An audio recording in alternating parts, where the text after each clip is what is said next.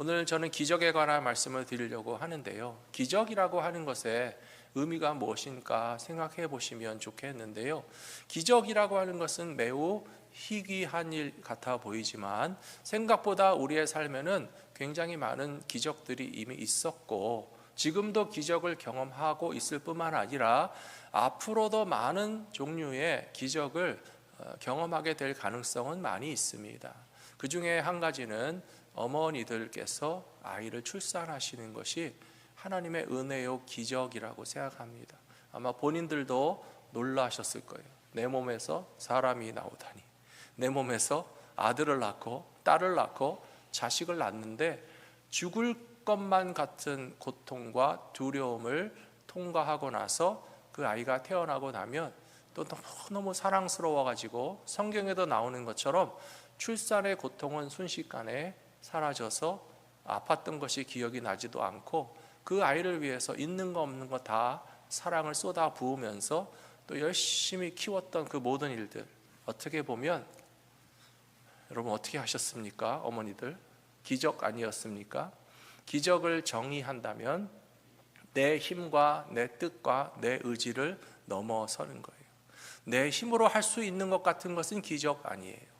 내 뜻으로 맘만 먹으면 할 수 있다. 우리는 그것을 기적으로 생각하지 않습니다. 하지만 아무리 생각해도 또 자식을 낳으려면 참 쉽지 않을 것 같고 또 죽음과 같은 그 과정들을 거쳐 나간다는 것은 내 힘과 의지로는 못할 것 같은데 할 수 있게 하신 것을 돌아보니 그것도 하나의 기적이었구나 라고 하는 것을 생각하게 되듯이 우리를 위하여 주님께서 베풀어 주신 십자가의 은혜는 나 한 사람뿐만 아니라 많은 사람들을 구원하시기 위해서 오직 예수님만이 행하신 기적의 역사요 능력이요 은혜인 것을 기억하시면서 이 사순절 기간 동안에 날 사랑하시는 주님의 십자가 앞으로 더욱더 가까이 나가시는 모든 성도님들 되시기를 부탁합니다.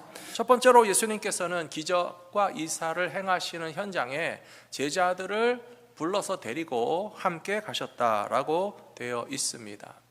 예수님이 기적을 행하실 때에는 예수님의 12 제자들이 함께 있을 때도 있었고요. 오늘 본문의 말씀과 같이는 특별히 베드로, 야고보, 요한과 같은 12 제자 가운데서도 특별히 세 제자들을 더욱더 중요한 기적의 현장에 초청하시고 동반하시고 그것을 목격하게 하시면서 뭔가를 배우고 깨달을 수 있도록 가르치셨다는 것을 볼 수가 있습니다.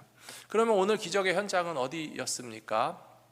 가버나움에 있는 회당장 야이로의 집에 딸이 갑자기 죽게 되었다라고 성경에 나와 있습니다. 이 당시에는 의학이 발달하지 않았습니다. 항생제나 치료제나 전문적으로 환자를 진단하는 그런 실력들이 없었습니다. 그렇기 때문에 알지 못하는 병, 열병, 전염병 그런 것들로 인해서 자식이 갑자기 죽는 일들이 많이 있었습니다. 제가 우리 성도님들을 신방하고 기도하면서 또 여러 가지 가정에 대한 이야기를 나누다 보면요 7남매, 8남매, 10남매 되시는 가정들이 옛날에 많으셨어요. 요즘엔 별로 없으시죠? 이 자리에 계시는 성도님들도 7남매, 8남매, 9남매 가정에서 태어나신 분 있으시잖아요. 근데 쭉 얘기하다 보면 또 뭐가 나와요? 누구 한 사람은 어렸을 때 죽었고 그런 얘기가 또 나와요. 그래서 우리 성도님들이 어렸을 때에도 그 가정에서도 7, 8, 9명 낳다 보면 좀 갑자기 죽는 아이가 있었다. 우리 형제 중에, 우리 오빠 중에, 우리 언니 중에 그게 돌아가신 분이 있다고 그러잖아요. 그런 일들이 있을 때 얼마나 그것은 슬프고 아픈 기억입니까? 특별히 부모님의 기억 속에는 사랑하는 자식이 먼저 세상을 떠난 것은 평생 동안 잊지 못하고 정말 산에 묻지 않고 가슴에 묻는다는 말을 하지 않습니까? 회당장 야이로도 마찬가지였던 것 같아요.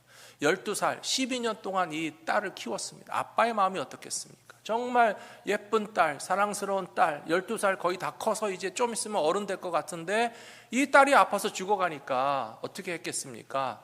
예수님밖에는 내 딸을 살려주실 수 있는 분이 없다라고 하는 생각을 하고 자신이 회당장이라고 하는 신분도 잊어버리고 내팽개치고 아무 상관없이 내 딸을 살려주실 수만 있다면 예수님 앞에 찾아가서 무릎을 꿇고 간절히 매달려서 살려달라고 부탁해야 되겠다라고 쫓아왔습니다.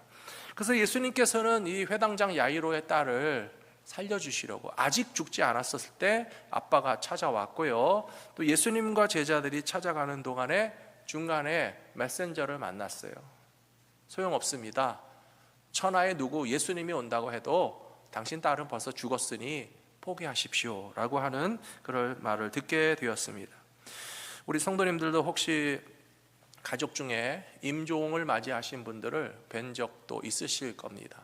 예수님께서 죽은 딸이 누워있는 방 안에 들어가셨어요. 밖에서는 벌써 아이고 하면서 왜 이리 떠들고 울고 난리법석이냐 예수님께서 책망하시잖아요. 근데 오히려 그 사람들은 예수님에게 공격합니다. 사람이 죽었잖아요. 죽으면 끝인데 죽은 딸이 살아나겠습니까? 천하의 예수라도 소용없어요 라고 예수님은 오히려 비웃었지만 예수님은 이 자리에서 기적을 베풀어 주셨다는 거예요. 여러분, 오늘 설교의 주제가 기적입니다. 기적에 관한, 예수님의 기적에 관해서 잘 배우셔야 돼요. 그리고 예수님은 이 기적의 현장, 엄숙한 현장, 회당장의 딸이 죽었다라고 하는 소리를 들었어도 그 방에 예수님이 성큼 들어가셨어요. 부모들 같이 들어가셨어요. 그리고 예수와 함께한 자들 누굽니까? 베드로와 야고보와 요한 세 제자들은 주검이 누워 있는 자리에 들어오라는 것입니다. 그리고 예수님께서 이 죽은 딸을 살리시는 것을 보게 하심으로써 기적을 통하여 우리들이 배워야 할 것이 있다라고 하는 것을 가르쳐 주심 같이 예수님의 능력을 통해서 더 확실한 믿음 가지고 신앙생활 하시는 주님의 백성들이 되시기를 축복합니다. 마가복음 9장 2절에도 보시면 예수님께서 변화산에 올라가실 때 누구를 데리고 가셨습니까? 엿새 후에 예수께서 베드로와 야고보와 요한을 데리시고 따로 높은 산에 올라가셨더니 그들 앞에서 변형되셨다라고 이야기하고 있습니다. 저는 이 말씀을 읽을 때마다 베드로와 야고보와 요한은 예수님에게 무슨 특별한 사랑을 더 받았을까 하는 생각도 하게 되고요. 어쩌면 주님의 또 다른 뜻이 있으시다고 생각합니다. 왜 12제자들을 다 데리고 가셔도 될 것 같은데 12제자들도 다 예수님의 메시아이심을 알아보고 강한 믿음을 가져야 될 것 같은데 변화산에 올라갈 때에는 베드로와 야고보와 요한만을 데리고 가신 이유는 무엇일까 생각해 보았습니다. 사랑하는 성도 여러분, 똑같이 예배드려도요 은혜 받는 사람이 있고 은혜 못 받는 사람이 있어요. 큰 집회에서 우리가 함께 참여해도요 오늘 이 집회가 참 좋은 집회요, 말씀이요, 찬양이요, 기도요, 내 마음에 와닿는다 라고 하면서 믿음이 쑥쑥 자라나는 사람도 있고요, 가긴 갔는데 뭔지 모르겠어 하면서 왔다 갔다 하시는 분들도 있어요. 각자 다 다르실 거예요. 신앙생활에 체험이 다 있으시죠. 어떤 분들은 어렸을 때부터 신앙생활하면서 믿음이 천천히 오랫동안 계속 꾸준히 자라는 분도 있어요. 그래서 모태 신앙을 가진 분들은 부모님과 가족이 다 예수 믿는 집안에서 자라났기 때문에 그냥 교회는 당연히 가는 줄 알았어요. 하지만 여러분이 모태 신앙 가졌다고 해서 모든 신앙이 그냥 0에서 시작해서 100까지 그냥 조금씩 자라났습니까? 아니죠. 어떤 계기가 있었을 거예요. 특별한 기회가 있었을 거예요. 체험이 있었을 거예요. 어떤 분들은 부흥집회 가서 은혜 받고, 어떤 분들은 학생 때 수련회 가서 은혜 받고, 어떤 분들은 정말 어떤 집회에 가서 어떤 예배 가운데서 갑자기 감동을 주시고 주의 말씀을 듣게 하시고, 혹은 내 문제를 놓고 기도할 때 내 기도에 응답해 주셨구나 하는 것을 체험하면서 믿음이 팔짝 자라나게 되는 것처럼, 그 어떤 특별한 계기가 있을 때 체험을 통해서, 기적을 통해서 믿음이 자라날 수 있다는 것은 그것도 주님의 특별한 은혜인 줄로 믿습니다. 12제자 모두에게 경험하게 하신 때도 있었어요.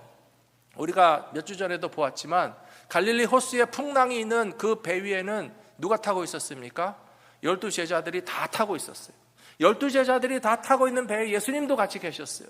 풍랑을 함께 헤쳐나온 12제자들의 공동체 가운데는 예수님이 말씀하시니 바람과 파도도 잔잔해진다 라고 하는 체험은 믿음이 강해지는 경험이었을 것입니다. 하지만 오늘만큼은 변화산에 3명만 데리고 가셨어요. 회당장 야이로의 딸 죽은 자리에는 3명만 데리고 가셨어요. 똑같은 그 3명의 제자들에게 이런 기회를 주신 것을 우리들 자신에게 적용해 보자면 오늘 이 예배가 주의 말씀을 통하여 나에게 주시는 은혜로 깨닫고 우리 믿음이 강해질 수 있는 기회로 삼으실 수 있는 우리 성도님들이 되시기를 부탁합니다. 두 번째로 예수님은 제자들에게 권세와 능력을 주시고 하나님의 나라를 위하여 기적을 행하라고 명령하셨다는 겁니다. 예수님께서 제자들에게 기적을 행하라고 명령하셨습니다. 믿으십니까? 우리 이 말씀의 시리즈를 시작하면서 우리 모두는 예수님의 제자라고 고백했죠. 여전히 그 고백을 기억하고 계시죠? 예수님의 제자이십니까? 이 자리에 계신 모든 성도님들은 예수님의 제자로 부르심을 받은 줄로 믿으십니까? 그러면 기적도 행하시게 될 줄로 믿습니다. 예수님이 하라고 하셨잖아요. 마가복음 16장 17절에 보시면 믿는 자들에게는 이런 표적이 따르리니 곧 그들이 내 이름으로 귀신을 쫓아내며 새 방언을 말하며 뱀을 집어올리며 무슨 독을 마실지라도 해를 받지 아니하며 병든 사람에게 손을 얹은즉 나으리라 하시더라. 이 말씀대로 이루어지게 될 줄로 믿습니다. 하지만 기적을 행할 때 조심하셔야 될 게 있습니다. 그것은 뭐냐 하면요, 나의 이익을 위하여 기적을 행하시면 안 돼요. 나의 믿음을 자랑하기 위해서 나 이런 사람이야 라고 보여주기 위해서 하는 것은 주님이 기뻐하시는 기적이 아닙니다. 예수님의 제자들에게는 권세와 능력을 주셨기 때문에 예수님의 이름으로 큰 일을 행할 수 있지만 그것은 주님의 영광을 위해서 해야 되고 복음을 전하는 일을 위해서 해야 되고 하나님 나라의 확장을 위해서 사용해야지, 거기에 조금이라도 거기에 내가 딱 숟가락을 얹어가지고 재미를 보리라 하는 순간에는 우리들 자신이 시험이 드는 거예요. 이단과 사이비로 가는 거예요. 그리고 나쁜 길로 빠질 수 있기 때문에 똑같은 능력을 행해도 오직 주님의 영광만을 위하여 담대히 기적을 행하며 살아가시는 예수님의 제자들이 되셔야 할 줄로 믿습니다. 사도행전 19장에 보면 재밌는 이야기가 나와요. 사도행전 19장에서 오늘 끝에 잠깐 본문이 나오기는 하는데요, 에베소에서 복음을 전하던 사도 바울이 얼마나 예수님의 이름으로 능력을 많이 행했는지, 사도 바울이 쓰던 손수건을 가져가도 병든 사람이 낫고요, 사도 바울이 사용하는 앞치마를 가지고 가도 귀신이 쫓겨나는 능력이 나타났어요. 그것을 가만히 보니까 야, 예수의 이름이 센가 보다 해가지고 예수를 믿지도 않고 따르지도 않는 사람들이 예수님의 이름을 이용하려고 하는 사람들이 생겨났어요. 순회하는 마술사들이 예수 예수 하면서 막 귀신을 쫓아냈어요. 그러니까 좀 센가 보다 하면서 흉내를 내는 사람이 또 많이 생겨났는데, 유대인 출신 제사장 스게와의 7 아들들이 있었어요. 이 7 아들들이 듣고 보고 하더니만, 아버지, 예수라고 하는 이름을 사용하니까 마술사들도 뭐 능력을 보여주고 사도 바울이라는 사람도 자꾸 예수의 이름으로 병 고치기도 하고 귀신도 쫓아내는데 우리도 이거 가지고 비즈니스 해봅시다. 예수라고 이름만 쓰면 귀신이 도망가는 것 같으니까 우리도 한번 해봅시다. 그래가지고 스게와의 아들 7명이 예수의 이름으로 종교 비즈니스를 하려고 그랬어요. 그랬더니 어떻게 됐습니까? 귀신 들린 사람 앞에 놓고 예수의 이름으로 명하노니 물러가라. 물러갔겠습니까? 안 물러갔겠습니까? 물러갔겠습니까? 안 물러갔겠습니까?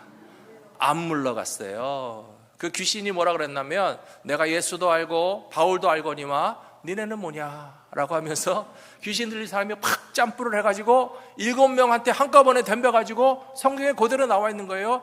뛰어올라 그들을 상하게 하니 그들이 상한 몸으로 벗은 채로 도망가니라, 그렇게 되어 있어요.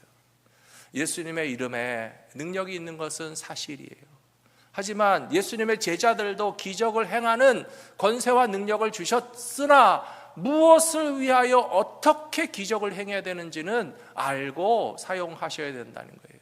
한국교회의 역사 가운데 많은 기적이 있었습니다. 기독교 복음 선교 가운데서 많은 기적의 역사가 일어났는데요, 그러나 결과를 놓고 보면 완전히 다른 길로 갈라졌어요. 예수의 이름으로 복음을 전하고 병든 자를 고치고, 저도 어렸을 때 은사 집회 다녔거든요. 어머니 손붙잡고. 왜냐하면 저희 어머니 그 외할머니가 암에 걸리셨고 외증조 할머니도 암에 걸리셨어요.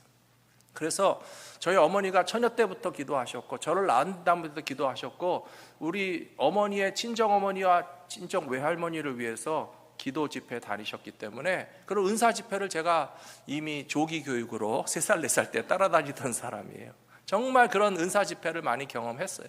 그런데 그런 은사 집회가 한국교회 부흥에 큰 역사가 일어났고 기적이 있었다고요. 병고침이 있었다고요. 귀신이 물러났다고요. 하지만 그 놀라운 역사가 양쪽에 완전히 다른 방향으로 가버리는 건 뭐냐 하면 그 신유와 은사와 기적을 통해서 교회가 부흥하고 복음이 전파되고 하나님 나라가 확장되는 쪽으로도 간 반면에 이단과 사이비도 많이 생겼잖아요. 여러분 아시잖아요. 많은 한국교회 역사 가운데 이단과 사이비들이 능력이 없는 사람들이 아니에요. 말씀도 잘 잘합니다. 집회도 잘합니다. 병고침의 역사도 일어납니다. 예수의 이름을 사용합니다. 하지만 예수의 이름을 가지고 내가 교주가 되고 내가 이단을 만들고 내가 영광을 받으면서 나에게 충성하는 사람들과 함께 짝짝꿍이 돼서 재미를 보는 쪽으로 나아간 사람들은 이단과 사이비로 크게 컸고 지금도 한국 사회를 어지럽히는 이단과 사이비가 있잖아요. 그러나 교회로도 부흥하고 발전하게 된 것처럼 예수님의 제자들에게는 기적을 행하는 권세와 능력을 주신 것이 확실하나 어떻게 써야 될지를 분별하셔야 된다는 거예요.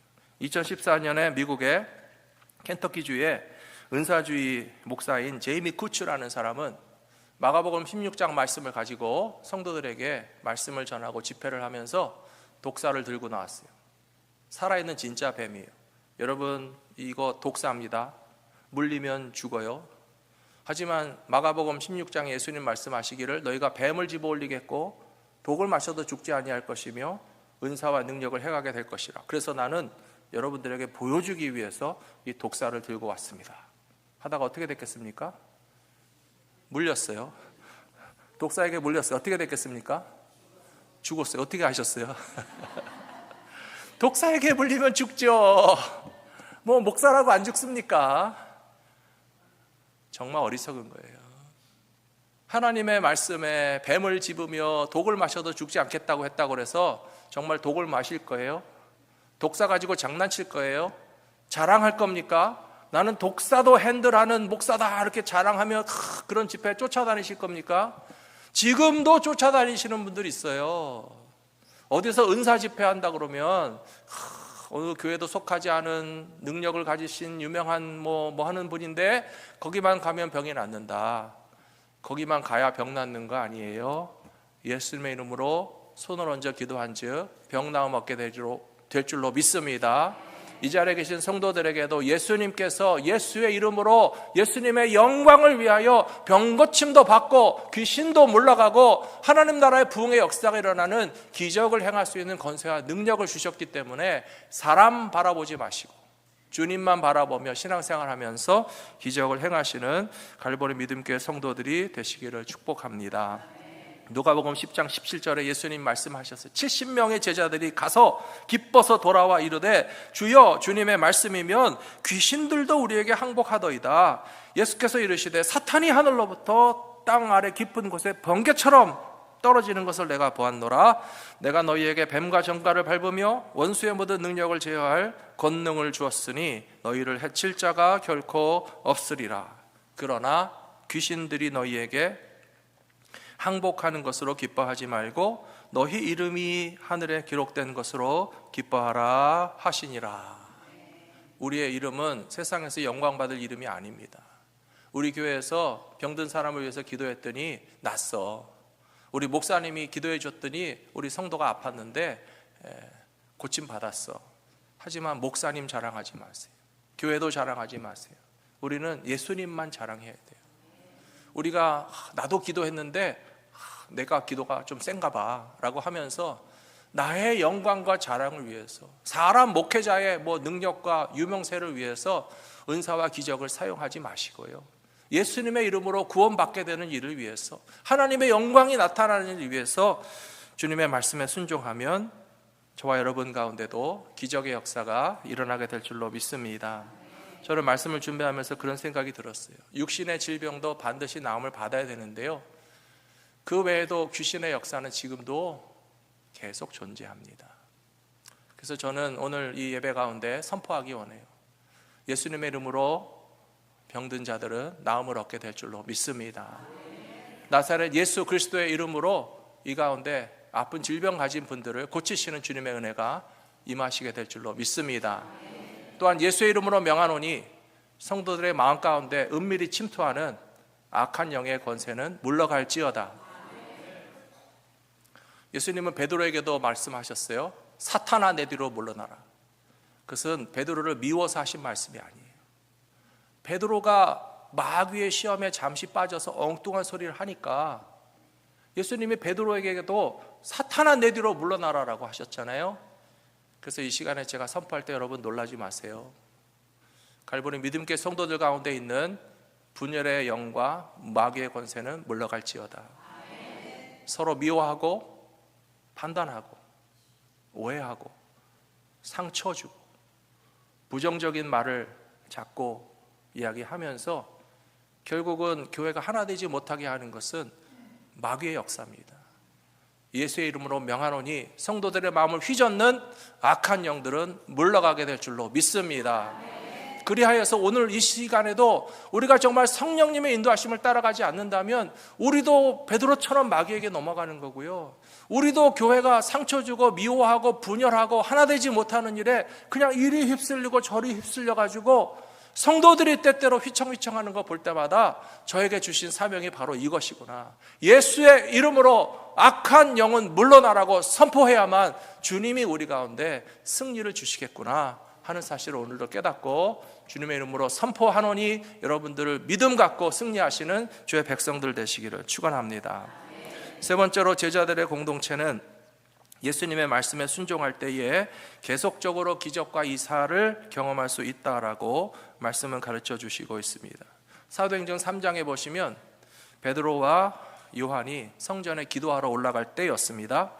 내게 은과 금은 없거니와 내게 있는 것으로 내게 주노니 나사렛 예수 그리스도의 이름으로 일어나 걸으라 하고 오른손을 잡아 일으키니 발과 발목이 힘을 얻고 뛰어 서서 걸으며 그들과 함께 성전으로 들어가면서 걷기도 하고 뛰기도 하며 하나님을 찬송하니 모든 백성이 그 걷는 것과 하나님 찬송함을 보고 그가 본래 성전 미문에 앉아 있던 구걸하는 사람인 줄 알고 그에게 일어난 일로 인하여 심히 놀랍게 여기며 놀라니라 라고 되어 있습니다.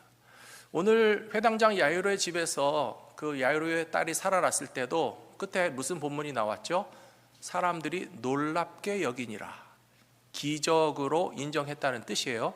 그리고 사도행전 3장에서도 뭐라고 되어 있습니까? 사람들이 놀랍게 여기며 놀라니라. 제가 기적이 무엇인지 오늘 말씀 시작할 때 정의해 드렸죠. 기적이 뭡니까? 내가 할 수 있는데 맘만 먹으면 되는 거 기적이에요, 아니에요? 그건 기적이 아니에요. 그냥 내가 맘만 먹으면 내 힘으로 할 수 있는 뭐가 기적입니까? 그런데 나는 한번 하려고 노력하고 애쓰고 힘써도 도저히 안 되는 일이에요. 근데 그게 됐어요. 기적입니까, 아닙니까? 그런 게 기적이라는 거예요. 기적에 대해서 오늘 공부를 좀 많이 하셔야 되는데 제가 하다 보니까 시간이 없어서 다음 주에 또 기적에 대한 설교를 하려고 그래요. 자, 여기 말씀 보십시오. 성전 미문에 앉아있던 안진뱅이를 바라보면서 예수 그리스도의 이름으로 일어나 걸으라 라고 선포하는 것, 그것부터가 저는 기적이라고 생각해요. 왜 그런지 아십니까? 많은 성도들뿐만 아니라 많은 목사님들이, 저도 그랬지만 우리가 기적을 행해야 된다는 사실을 생각도 안 하고 살아가요. 제가 목회 초기에 담임 목사 처음 됐을 때 성도님들이 저한테 와서 병든 사람을 위해서 기도해달라고 하셨어요. 그래서 기도해드렸죠. 하지만 제 마음에도 나는 신유의 은사가 없는데 내가 기도한다고 아픈 사람이 나을까, 그런 생각을 조금 했어요, 사실. 하지만은 성도님들이 기도해달라고 하니까 목회자가 당연히 기도해야죠. 하나님 고쳐주세요.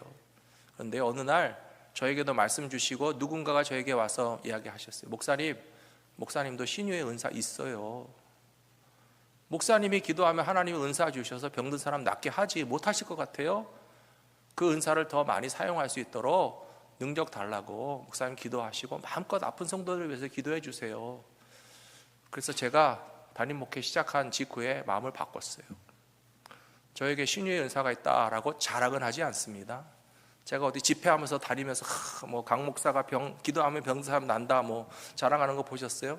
하지만 저는 믿어요. 제가 기도하면 병든 사람이 고침받게 될 줄로 믿습니다. 우리 성도님들도 많은 분들이 죽을 병에서 살아나신 거 여러분 기억하시죠? 제 능력 아니에요. 하지만 저는 기도했어요. 암에서 나신 분들 많잖아요. 죽을 생명 살아나신 분들 많잖아요. 지금도 투병 중에 우리가 기도하면서 주님이 고쳐주시도록 기도하는 일들 많잖아요. 주님은 우리에게 기적을 행하시는데요. 그런데 기적이라고 하는 것이 병 나는 것만이 전부가 다가 아니라는 사실을 말씀드리고 싶어요. 베드로와 요한이 성전 미문에 앉은 사람을 달리 보는 것, 마음이 변화됐어요. 그들을 위해서 예수의 이름으로 선포하고 잡아 일으켰어요. 그래서 안진뱅이였고 지체장애였던 사람이 일어나게 된 것도 기적이지만 그것이 기적의 전부 다는 아니라는 거예요. 8절 말씀 보십시오. 뛰어 서서 걸으며 그들과 함께 성전에 들어가면서 걷기도 하고 뛰기도 하며 하나님을 찬송하니, 기적은 9절에 있는 것처럼 모든 백성이 보는 기적은 걷는 것과 하나님을 찬송하는 것을 포함한다는 거예요. 무슨 말인지 이해되세요? 여러분, 우리가 오늘 이 자리에 나와서 예배 드리는 거, 찬송하는 거 기적의 일부분이에요. 우리가 예수 믿지 않았으면 여기 왔겠습니까? 이 시간에 정말 예배하면서 은혜 받겠습니까?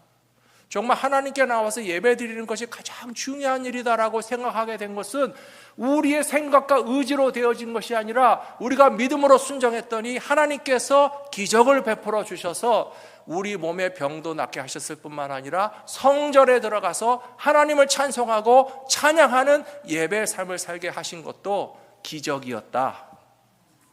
기적이었다.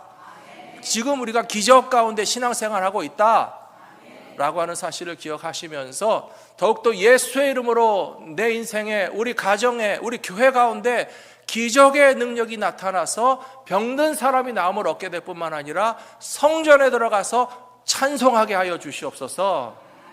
이런 기적을 행하시는 믿음의 백성들이 되시기를 축원합니다.